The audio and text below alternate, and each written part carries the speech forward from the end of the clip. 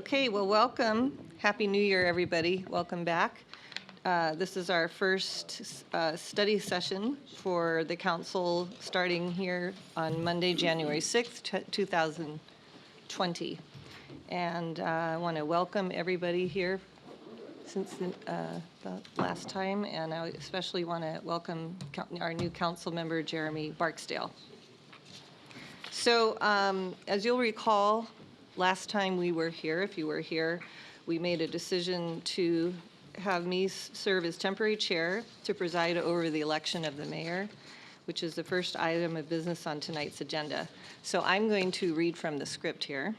For those of you not wholly familiar with how Bellevue is governed, we follow the council manager form of government, which calls for the mayor to be elected from among our 7 council members every 2 years. The mayor acts as the city council's presiding officer, represents the city in a number of forums, and performs a number of ceremonial roles. At the conclusion of tonight's election of the mayor, the new mayor will take the gavel and preside over the election of the deputy mayor.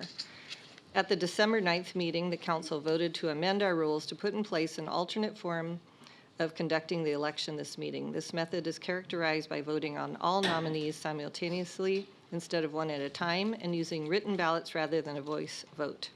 The results of tonight's written ballots will be tabulated and read aloud by the city clerk. The process for tonight's election is as follows.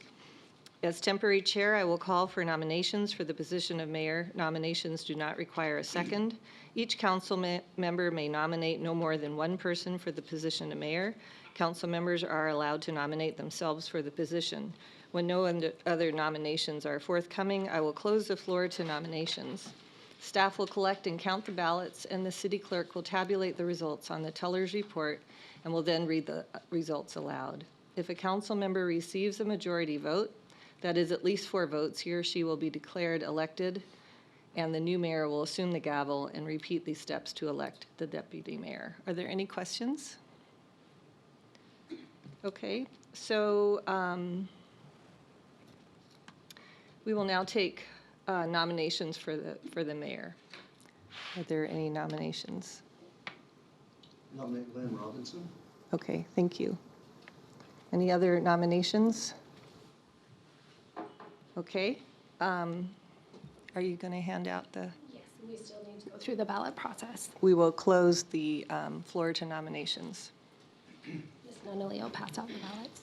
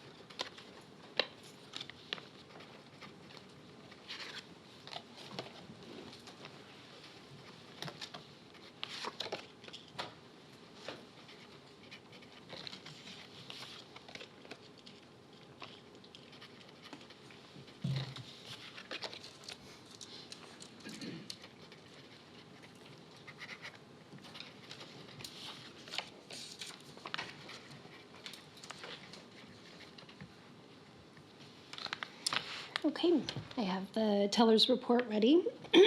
I will announce the vote of each council member. Councilmember Barksdale votes for Councilmember Robinson. Councilmember Lee votes for Councilmember Robinson. Councilmember Neuenhuis votes for Councilmember Robinson. Councilmember Robertson votes for Councilmember Robinson. Councilmember Robinson votes for Councilmember Robinson. Councilmember Stokes votes for Councilmember Robinson. And Councilmember Zahn also votes for Councilmember Robinson. Councilmember Robinson has achieved a majority of votes and is elected mayor. Thank you.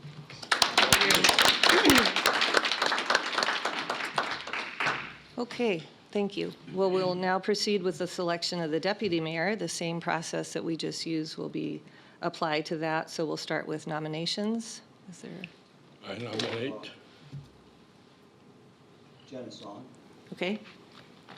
And Councilmember Lee, I nominate Mr. Newhouse. okay? Are there any other nominations? Okay, we'll close the floor to nominations. We'll go proceed with the vote.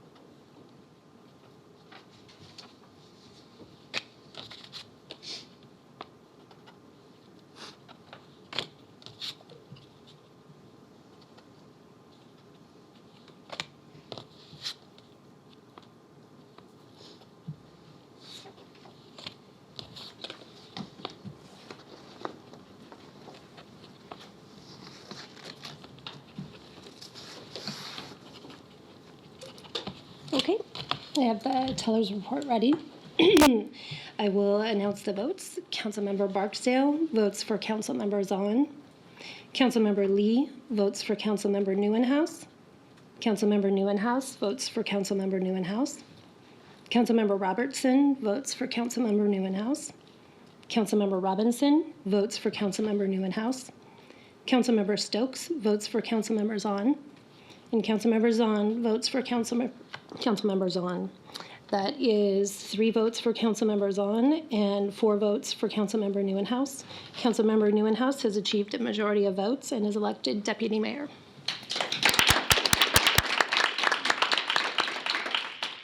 So we will adjourn and continue in council chambers after pictures. Thank you.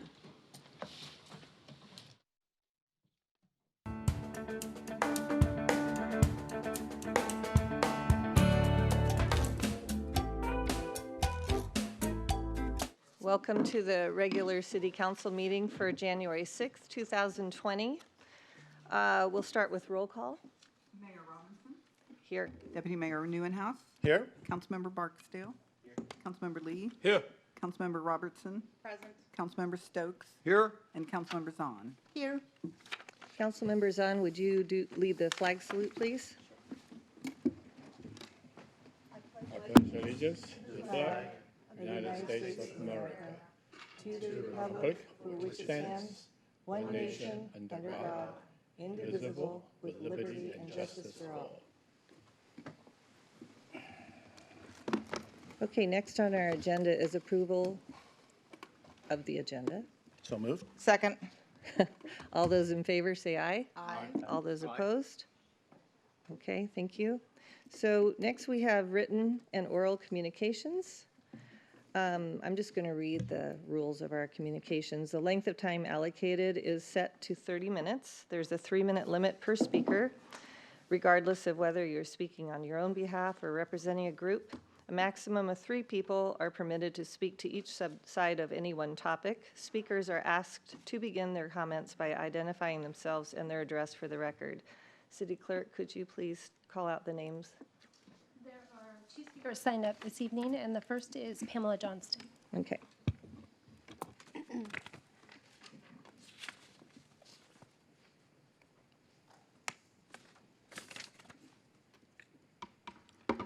Hamlet Johnson, 3741 122nd Avenue Northeast. Congratulations, everyone, for being here and being a new crew. Love it. Consider some council priorities about achieving human potential. Bellevue is failing its mentally ill patients of all income levels. We have a systematic failure serving mentally ill patients in all income levels with inadequate treatments. Members of our community arrive in the ER waiting for a psychiatric evaluation. Rooms get full, patients stay in the hall, sitters watch over them. They may require 1 or 2 guards. The latter is heightened by the stress of the former, the medical patients, and the staff. And all in all, they never see a psychiatrist. Consider the following case. A severely agitated, depressed older person is seen by her medical doctor. After failure of medication to change the symptoms and thoughts of suicide, the family independently seeks out a psychiatrist.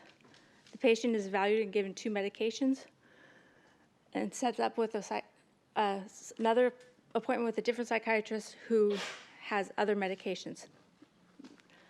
The patient has side effects, and the psychiatrist recommends going to the hospital so that they can make sure that the drugs, side effects, all these things, that they can be admitted into inpatient care and be taken care of. Upon arriving at the hospital, the patient freely admitted that she thinks of suicide and made a plan for it. The patient is admitted to the emergency room about 2 p.m. Lab samples are taken. She sees a doctor. She never hears the results of the lab. She never gets a psychiatric evaluation. And she is sent home because she no longer is considered suicidal. In the end, she does overdose. The great firemen at Bellevue are quick and get her in there, the emergency room, very quickly. However, after the medical, she goes to the Overlake Inpatient Center, which can take 14 patients. If she doesn't go freely of her own, they won't take you at Overlake, and they will send you anywhere in Western Washington. Maybe Tacoma, maybe Marysville, but someone who is just distressed and feeling suicidal and feeling so bad to be sent that far away from their family is not the way we want to be. And our people are our strength. Our people are our biggest economic factor. And all the people coming here from all those other cities, working for our high-tech companies, our minds are our biggest asset. Thank you. Thank you. The next speaker is Steve Williams.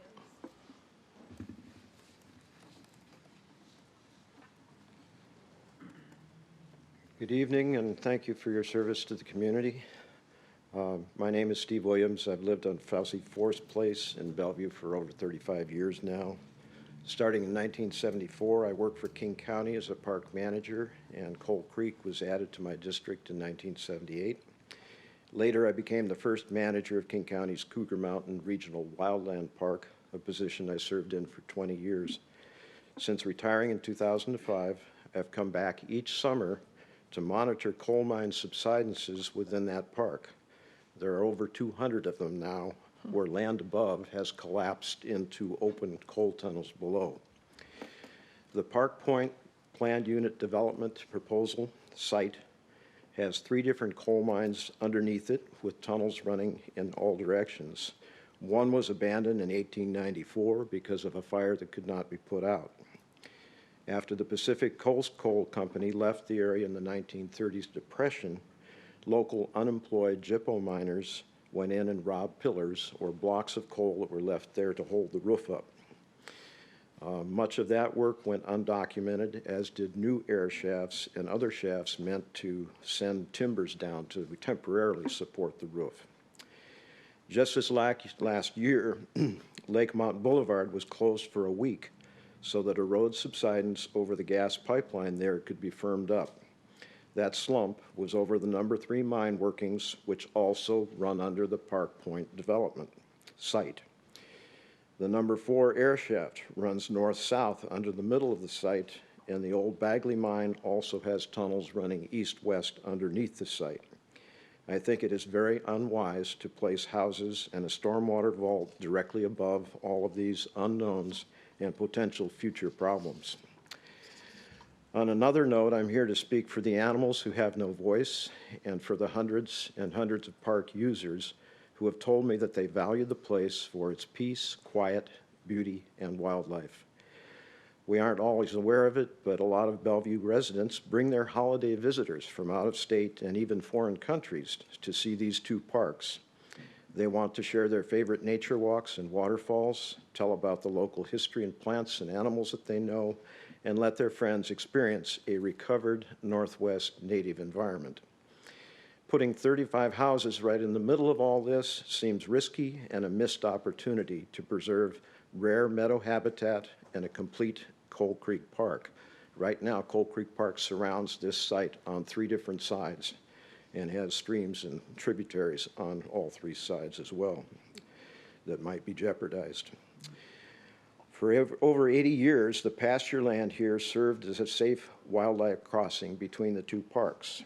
Milt Swanson, the last coal miner who lived in the house there, taught school kids and hikers about coal mining that had happened right under their feet. Mr. Williams, can I give you one more sentence to wrap up? Perhaps you remember he had a coal car mounted in his front yard, visible from Lakemont Boulevard, and behind his house he had a small museum with maps and tools and coals and mining artifacts. We would request that you preserve that land as part of Coal Creek Park and perhaps think about installing an interpretive center or ranger station where those artifacts could be displayed. Thank you. Thank you. That was Okay, the final speaker sign. no more speakers. Okay. Next, we have reports of community council boards and commissions. Nothing. Report of the city manager. Okay, so we'll move on to council business and new initiatives. We have a request for remote participation from Councilmember Zahn. Is there a motion? I move to approve Councilmember Zahn's request for remote participation on January 13th. Second. Okay, there's a second. All those in favor, say aye. Aye. All those opposed? Okay, good. We're now going to pass the consent calendar. Is there a motion to pass the consent calendar? So moved. All those in favor? Aye. Aye. All those opposed? Consent calendar passes. I believe that that is all that's on our list. Is there anybody who didn't get a chance to sign up for public comment who would like to take a moment? Not seeing any. We are adjourned. Thank you.